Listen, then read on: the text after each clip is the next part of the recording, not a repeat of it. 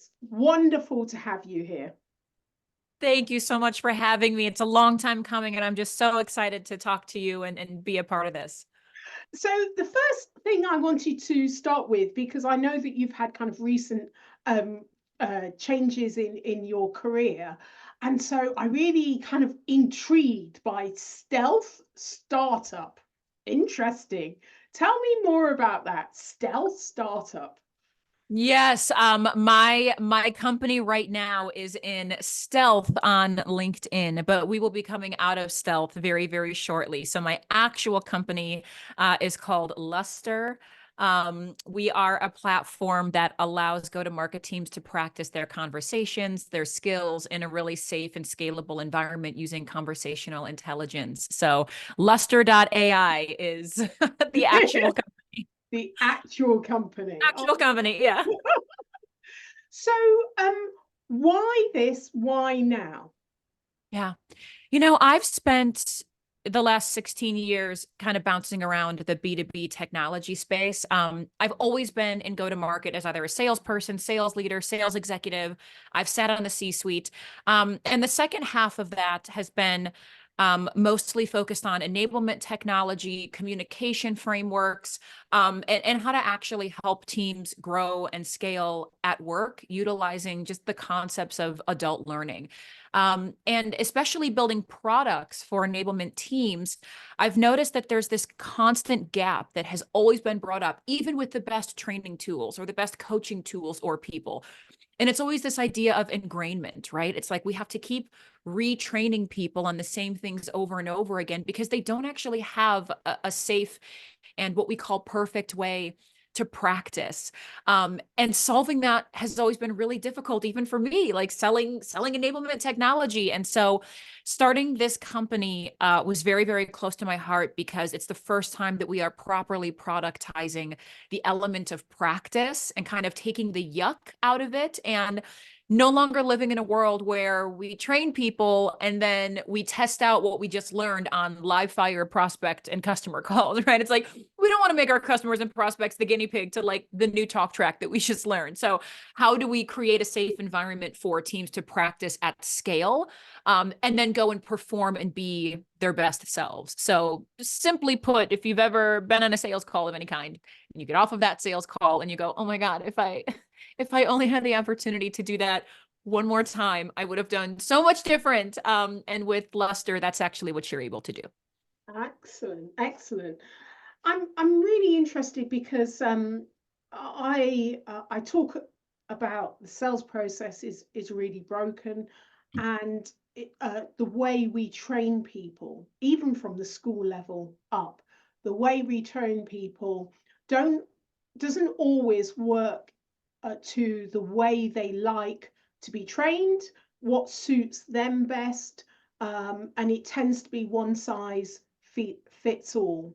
And so often, the learning curve is so steep that actually people don't bother to go on the whole journey in order to become, practiced and mastery of that particular new skill that they've been trained for. And so it's pointless. There's a lot of waste in training because it really gets abandoned for all those reasons. So I'm really interested in what technologies that you're using that's going to enable a cross section of preferences to learning. Yeah, you're speaking my love language when you're talking about things like mastery and the fact that not everybody learns the same way, right? You've got visual learners, auditory learners, kinesthetic learners, reading and writing learners, and training is usually kind of similar to what it's like when we're in grade school or high school or college, where you learn the thing and you hear the thing, but until you're able to actually do that in body in a way that's comfortable and makes sense for you, it's almost impossible to do it. Like I could watch somebody run a marathon 100 times. I could study their body, what it looks like. I could train myself by looking at them, but until I actually go get my feet on the pavement, I'm not going to learn that skill and do it in a really, really repeatable way.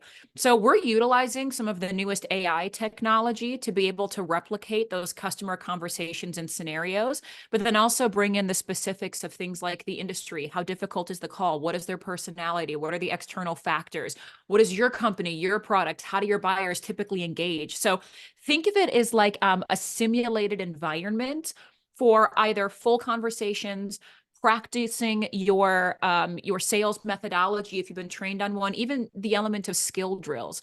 And you can turn the volume of difficulty up or down, right? And so it's the ability to be repetitive and practice something where it's just yourself. You're not like role playing with your manager where you feel like you're going to be judged. You're not role playing with a peer that can't adequately be the person that you're trying to talk to, right? Your peer probably can't pretend to be your buyer any better than you can. They're not your buyer. Like they're going to be as performative as they can, but ultimately it's not as successful as using actual data and then replicating kind of that environment. And so when you practice, you can set the elements of how you practice, what it looks like, what your feedback looks like. So all different types of learners can engage in what we can call the simulation as many times as they need, at the pace that they need, with the level of difficulty that they need, and then various forms of feedback throughout to kind of really feed that. But it really is, it's not so much replacing training. Like I think training has its place. Traditional training has its place.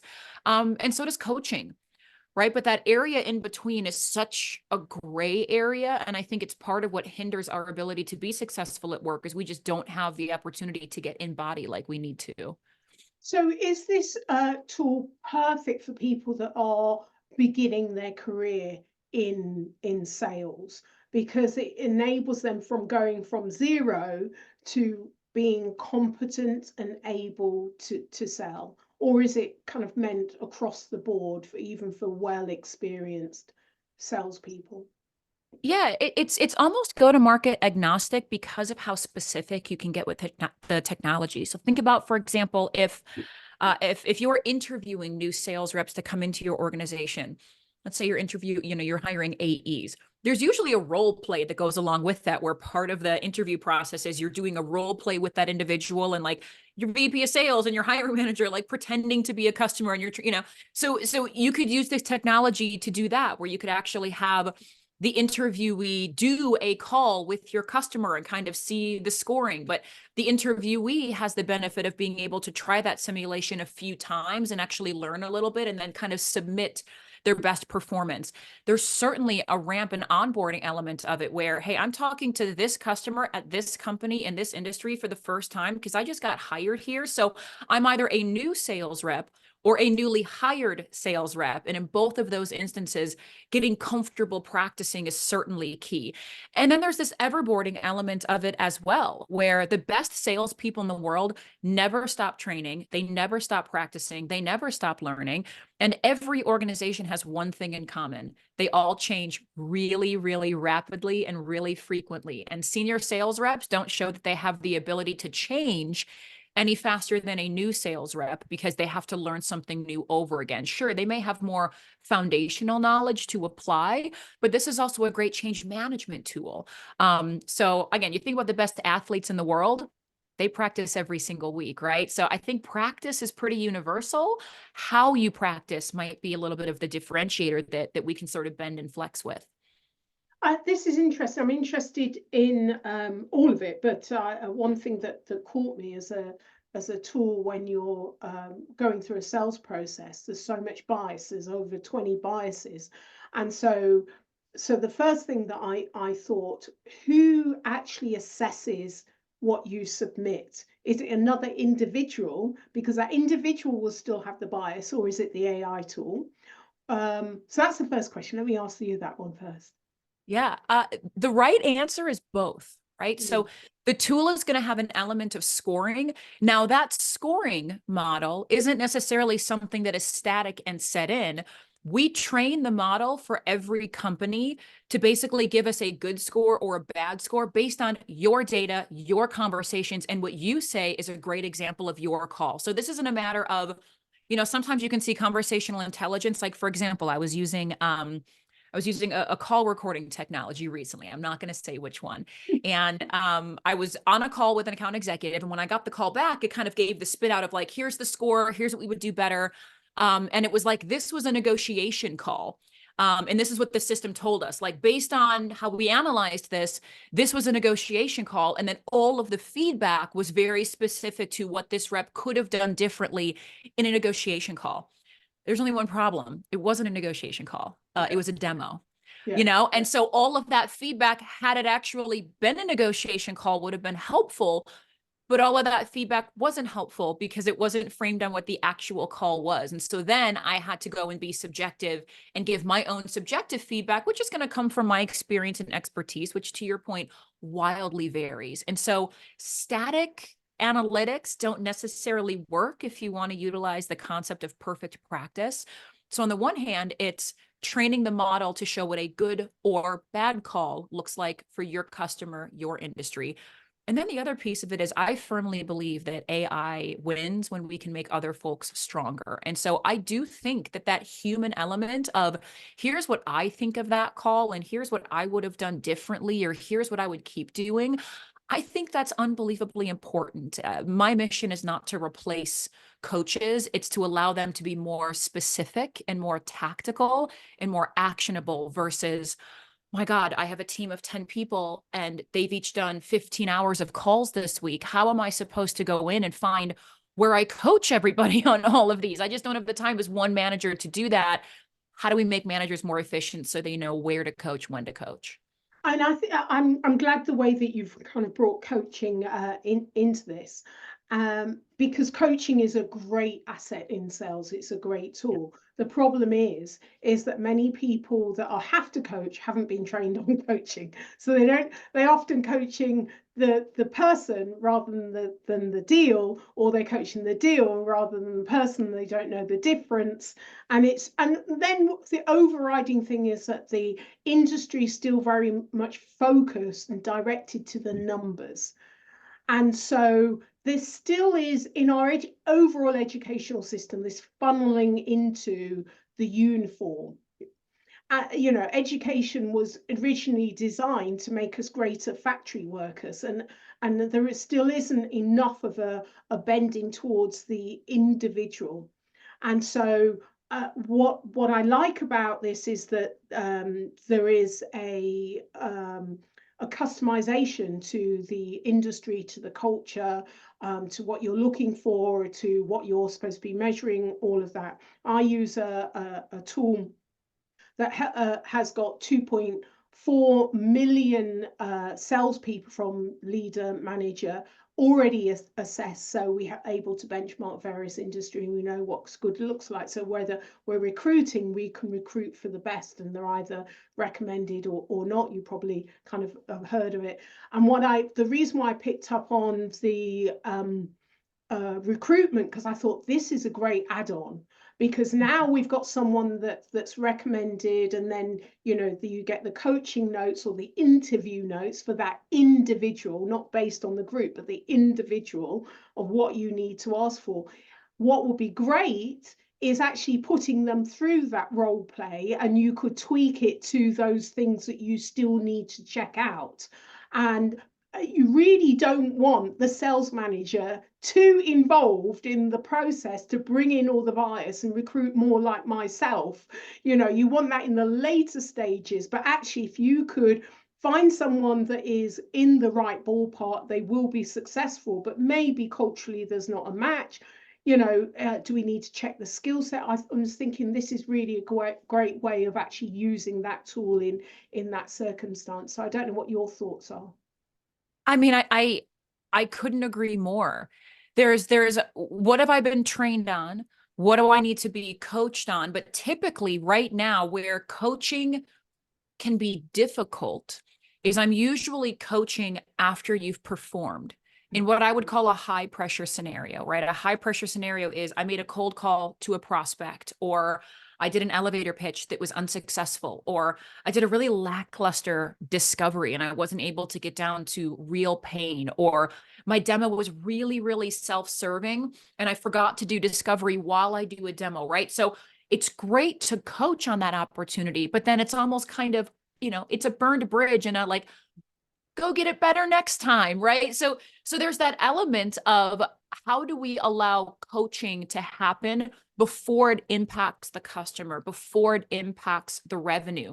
And I think you should coach after every single conversation. But to your point, what if we can get more tactical with the coaching? What if we can get more specific with the coaching? What if we're able to look at a readout of our entire team and see in real time where are the skills that my team is excelling and where are the skills where they're lacking, so that I know how to then go and impact my L&D curriculum. So then I know how to feed enablement exactly what the team needs to train on, down to the individual level. Because that's the other piece, is training. You kind of have to involve everybody. Like as of today, it is impossible for organizations to train at the individual level, right? Like they can't possibly uncover all of the skill gaps of one individual and then figure out how to train that one individual. But if you have a tool that is actively measuring that for you, it's a lot easier to identify trends and then make the training that you do so much more specific. And then we have a world where enablement professionals can point to, this is what I trained the team on, and this is the end result. Because you and I both know anybody working in enablement, which I will say is one of the most important roles in an organization, are constantly struggling to defend their job and defend their work and tie what they do to KPIs. And it's because of what we were talking about. So I also wanted to build a tool that made it easier for enablement to see the wins of what they're training people on, because it's so important to do that and be more effective. Yeah, I absolutely get that. The tool that I use actually, so you've got the individuals assessed, and then you put the team together from that group of individual. It will tell you how much money you're leaving on the table if you close these individual gaps, and these commonalities where your team may be failing is going to give you the actual money on the table. And in the environment we work in, you've got to prove the ROI. And so much of training in the past, the one size fits all, has not been able to prove what is the gap that you're actually filling, because they're not able to measure. Yeah, how do you know? The starting yeah, exactly, the starting point, where they were to where they are. And the other thing that's really empowering is that I think that professionals that like to own their own journey, so giving people an insights to really understand themselves better. When you talk about any kind of an assessment, people often are afraid of it, but it's a way that you sell it to individuals that will enable them to, if they have a growth mindset, and two, if they are coachable, in which case they shouldn't be in your team anyway, right? They shouldn't, because you're not going to go anywhere. Your manager's time is just going to be taken up. So they're the things that we, as part of the 21 core competencies, sales specific on the job, that we are able to identify. But once you've got those things in place, then the individuals are able to embrace what their real strengths are. And when they are able to close some of the gaps, what is that going to mean to the bottom line, the money in their packet, the success that they're going to have? Who wouldn't want to take ownership of that? Yes. Yes. And what you're talking about too, I mean, think about like what actually makes people want to do anything, right? Like there's an element of gamification, right? Like I think about video games, right? I think about video games where there's obviously a challenge. You have to try again. You lose, you die, you get hit with whatever, but there is something addicting about, I want to beat this level. I want to beat this big boss. Like I want to do better than my peers, right? Like a lot of salespeople are highly competitive. And so the other thing is, there's so much disconnect between that element of natural human behavior and then how we learn at work. And to your point, yeah, you say to a rep, we're going to do a training and then there's going to be an assessment after. I mean, it's if you say the three prong, there's going to be a training, then we're going to role play together. And then there's going to be an assessment. Everyone is screaming internally and trying to figure out any way they can get out of that room to get out of doing that. And even while they're feeling that way, they can't possibly role play to their best ability. They're not going to pass that assessment. You actually can't learn or grow when you're in a state of fear. It stops you Yeah. from doing everything. So how do we replace that feeling of fear and anxiety and almost embarrassment with gamification? With, I'm excited to go into this thing and like, I'm going to beat the level 1 simulation and like finally get to like, the level 9, Tom in procurement. Like I can't get past that guy. Like how do you get a meeting with that guy? Right. So it's like that ability to feel like I am having fun while I am learning. It is actual fact that if you can have fun while you learn, you ingrain more. And that idea of the forgetting curve, right? Like 87% of what we learn is forgotten in a week if it's not reinforced. How do we tackle that? By bringing fun and safety into training, right? Like that's a fun problem to solve for me. Yeah, yeah. And actually the difference between being taught that and actually physically doing yourself in order to gain the mastery of it. And then that is making it so much more empowering when you feel that, I thought I can do it, but I am actually doing it and I can do it even better now. And that is very empowering, isn't it? I love this. I didn't expect we'd be talking all about this, but it's such an interesting subject, isn't it? It is, yeah. Yeah. Okay. So what I would like to know is what's one tried and tested strategy that would enable our listeners to scale their sales? What would you say? Whatever it is, find a way for your people to practice without you having to be there for it. Like whatever that is, right? That's not my tool. That's think about, put training aside, put coaching aside. Can your people effectively practice what you are training them on without you in the room? Like, are you the key to them practicing? Because you're one person, you're one team. And if not, that's the nut that you have to crack if you want people to be successful. Yeah, yeah. Okay, so Christina, if you were on a desert island on your own, what would be the one thing you took with you? If I were to go on, I would bring a fire starter. Yeah. Yeah, I've watched that show Naked and Afraid like religiously, and I have quantified this down to they are successful when they can make fire and they are not successful when they can't make fire. It comes down to like being able to cook food, clean water, keep bugs and predators away. Like the key to all of it is fire. And so I would bring a fire starter hands down. Christina, it's interesting where you went with that one. One, what you're watching on TV as well. And two, you really are on the desert island. Because some people are, well, I want a mobile phone and cellular activity and, all of that. And, and you are fire starter. Fire starter. My phone can run out of batteries. I don't know if I'm going to get a signal. And if my phone runs out of batteries, I'm on an island with a paperweight. Fire starter. You can make smoke so planes can. I'm telling you, I've thought about this so long. I can see you have worked this one out. Really have, yeah. Yeah, very practical. Now everyone's signing up. They're going to contact you on and they're signing up because they want to be on that desert island with you, because obviously you're not messing around, are you? I am not. I actually there's two scenarios where I often have thought about how I would survive. And scenario one is like, you're stranded on an island or in the wilderness. What do you need? And the other one is how to survive a zombie apocalypse. I've actually really thought about my strategy. We can get into that another time. But Yeah, on the next one. Yeah, more survival skills with Christina. Yes, exactly. Oh, fantastic. So Christina, how can listeners get hold of you? Two ways. You can find me on LinkedIn, Christina Brady, or you can visit our website, Luster.ai, and if you fill out the form, you'll get right to me. So either of those are great. Excellent. Well, thank you for being a guest on Scale Your Sales podcast. I've really enjoyed our conversation. Thank you so much.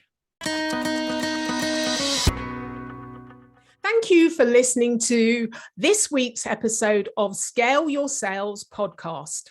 If you like this discussion, feel free to listen to other episodes or watch the captioned show on YouTube and subscribe to future episodes. I would really appreciate it if you would leave a positive review on iTunes. Thank you.